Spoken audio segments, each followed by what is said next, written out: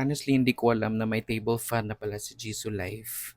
This is the Jisoo Life table fan Life 1. So inside the box, meron kang itong Type C na napaka-premium din nung charging cable nila. Then it also comes with your user guide, and then of course, the table fan na Life 1. Ayan. May 4 speed wind adjustment din. Let's start with level 1. Yan. And then level 2, level 3. Yung last na speed niya is yun yung tinatawag nila na natural wind. Yan. Hindi siya maingay. Ito yung nagustuhan ko sa kanya. Matagal din siya malobat. Has long battery life.